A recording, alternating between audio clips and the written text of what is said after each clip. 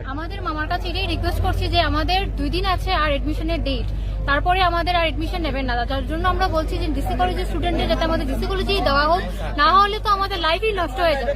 আর 2 দিনই আছে আমাদের এডমিশনের ডেট, বাকি যদি 2 দিনের মধ্যে আমাদের কিছু না করা হয় তাহলে আমরা কি নিয়ে পড়াশোনা করবো আর কোন কলেজে এডমিশন দেবে আমাকে?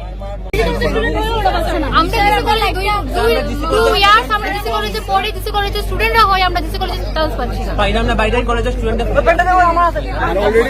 আমরা মামার কাছে এটাই দাবি যে আমরা ডিসি কলেজের স্টুডেন্ট হই, আমরা ডিসি কলেজে আমরা পাই, আমরা লাইফটা দেন বাঁচায় দিই। আমরা ডিসি কলেজের স্টুডেন্ট আমরা পাইতাম, আমরা পাইতাম।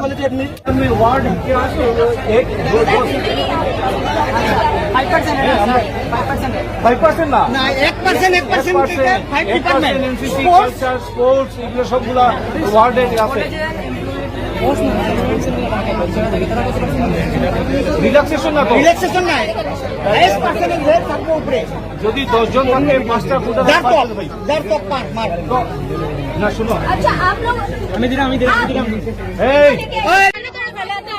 এটা আমরা জানি যে 39ও পাইলি স্যার, কিন্তু আমরা এর থেকে ভালো পার্সেন্টেজ দেওয়া হয় না। বাইরের মানুষরা বেশি পাইছে, কলেজের স্টুডেন্টরা কত পাইছে যত বাইরের মানুষরা পাইছে।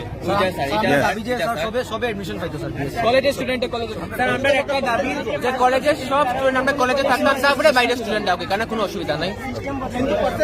সবাই পাইতো। ওকে দাঁড়াও আমাদের কলেজে যারা যারা আছে সবাই আমরা সবাই পাইতাম এখানে, আমরা সবাই পাইতাম।